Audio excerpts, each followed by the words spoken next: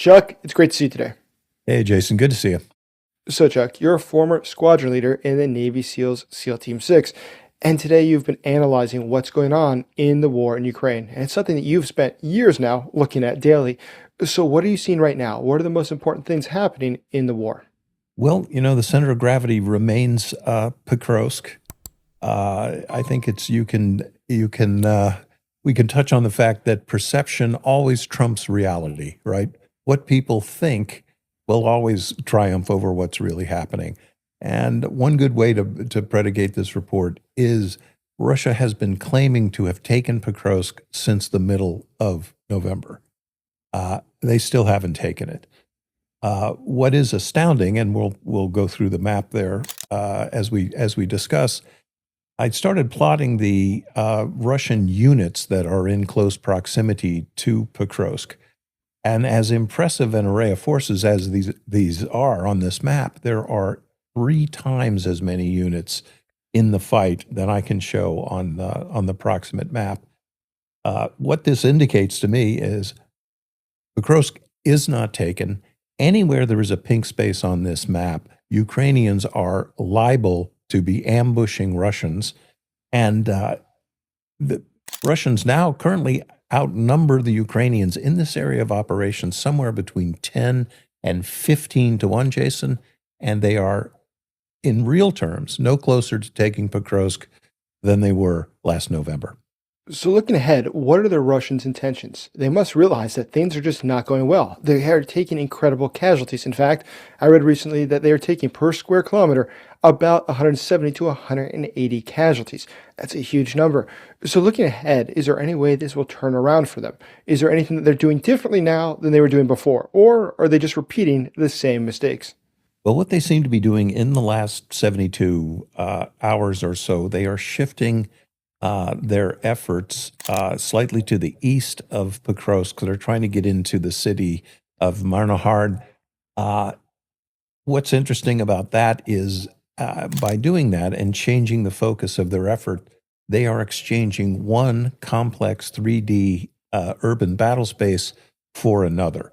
And it's hard to enumerate just how much a 3D fight in an urban area, it absolutely favors the defenders. And just simply the way to think of this is anyone who's listening who's walked through an abandoned house and you're stepping on all that broken glass and everything else, you can be heard.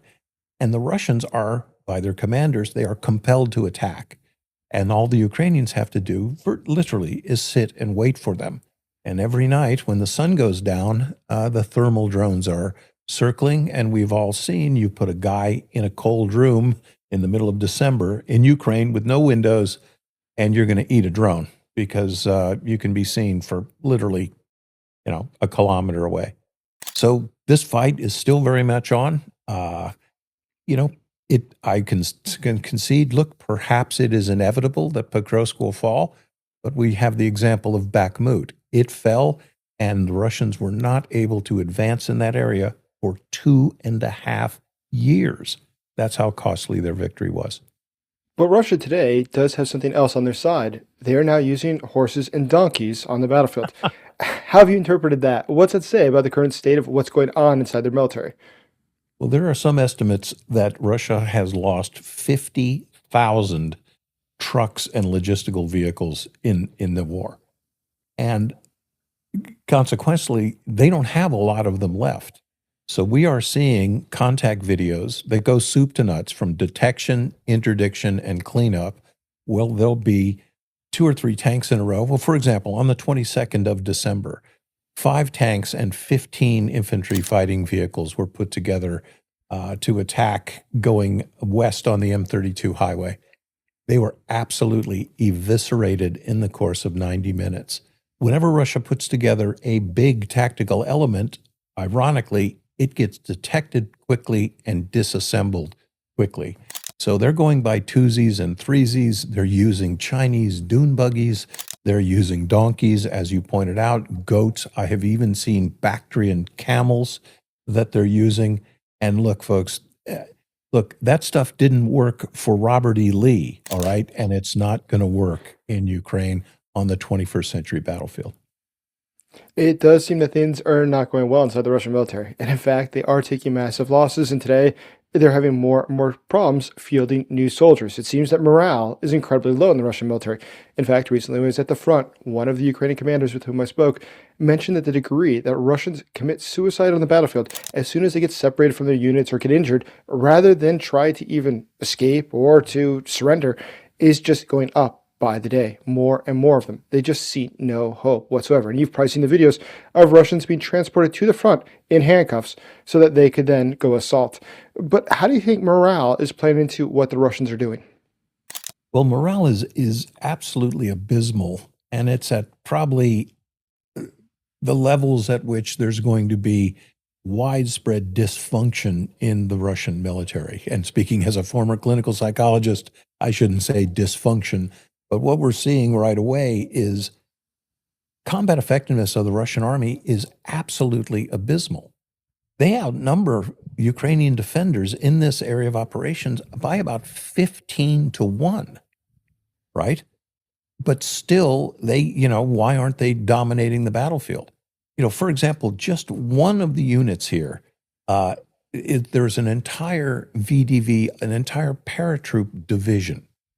And let's switch polarity here for a minute. If we send in the 82nd Airborne Division all by themselves, I would expect them to gobble that city up, like pronto. But these Russian forces are simply being attrited every day. Russia loses 2 battalions of troops every single day on the battlefield. And about 40% of those casualties, 400 people, get gobbled up in Pokrovsk. And I say their combat efficiency is low. They are not achieving the military objectives that have been set for them since the Battle of Avdiivka last year. And since that time, Jason, in this area, they've lost 250,000 people, right? 5 times what America lost in Vietnam just here. 1 in 4 Russian casualties in the whole Ukraine war died within 20 miles of Pokrovsk. That's astounding. That is actually astounding. That's incredible. So overall, though, the Russians themselves consider themselves to have a great military and it'd be a great force. Now, when you contrast it to the U.S. military, for instance, seeking to take a town like Pokrovsk, what differences are there? Why are the Americans more effective than the Russians? Well, it's almost hard to tell what the rule book is right now, but Soviet military doctrine and U.S. maneuver warfare doctrine, you don't just start infiltrating twosies and threesies into a city and try to take it that way. Normally here we see on this map, you kind of have the red mitten, the fingers on top and the thumb on the bottom. What you intend to do is cut off a city and besiege it, right? And one of the reasons you want to do that is you don't want to go into that 3D battle space where the defenders will have such an advantage. And it's universal. Look, the Marines were slugging it out in Fallujah. It's because you've got an entrenched defender in urban terrain, military operations in urban terrain. So the Russians have not been able to conduct any large-scale maneuver warfare in this war since early 2023. And in fact, the only large-scale maneuvers they have done is the headlong retreats they suffered in the Kyiv and Kherson offensives. So Russia is no longer capable of integrated ground maneuver warfare. What they can do is slip one rifle squad at a time into a city where, frankly, Jason, they're left to die. But they just it's ants at a picnic. That's their only tactic now. So at what point, though, do you think we'd see something like the lines breaking for the Russians? Recently, the numbers of desertions has just gone up and up. And because the commanders can't report to their commanders that, in fact, we're losing troops due to desertion, they're not really reporting the truth. And by not reporting the truth, there's not reinforcements where they need reinforcements. It seems that it actually just creates more and more problems that they all lie to each other in the Russian military. How do you see things? Well, so you've got a situation like Pokrovsk here, and you're facing an adversary whose morale is constantly decreasing. We know that a Russian soldier will enlist somewhere, spend 7 days on a bus, and wind up in Pokrovsk. They're not trained. They have absolutely no training whatsoever. They got less military training than your next door neighbor. There is a golden opportunity in several places where you've got an army, an opponent like Russia is in Pokrovsk, and they are almost culminated. Right, their logistics are screwed. They're not feeding their troops. There's no medical care. The situations are so desperate. They're resupplying outposts with ammunition by drones. Okay, those kind of troops, you can put a bayonet in their back and move them forward, do the easiest thing there is to attack. But if Ukraine were able to trust its allies, I'm looking at Washington, they could push back against that enemy. And I have reason to say this, the Russians would collapse. Oh, why am I saying that? Is that crazy? Well, they collapsed in Kherson. They started to be pushed. They go to fall back, and they can't count on each other, and it falls apart. Also in Kherson, the 1st Guards Tank Army, the most vaunted unit in the Soviet and Russian military, it evaporated in the face of the Ukrainian offensive. Why don't the Ukrainians do that now? Frankly, Jason, they don't trust Washington. And we saw what happened when Washington pulled the plug on Kursk. And no one in Ukrainian command echelon wants to roll the dice on starting an offensive and having Washington blind them with lack of intelligence or cut off critical supplies. It does seem incredible that today Ukraine has the potential to do so much more, and yet again it is Washington, D.C. that comes to the center of making sure there is no progress. It's very hard to see which side Washington is on. But looking ahead, what other problems do you think that the Russian military might be facing in the coming weeks and months, or during this entire winter season? Well, that's the other thing. As most Californians don't know, weather is a factor. And we got this little rule in the SEALs: you can go 3 minutes without air. You can go 3 weeks without water, but you can go 3 weeks. You can go only 3 hours without shelter. So in truly inclement weather, and like in Ukraine in the wintertime with the temperature maybe 10 degrees below Celsius and 30 knots of wind, you're going to become an environmental casualty. And so what does that mean? Your hands go numb, you can't pull your trigger. Your feet go numb and you don't feel them, they stop hurting, but the next morning your toes are breaking off.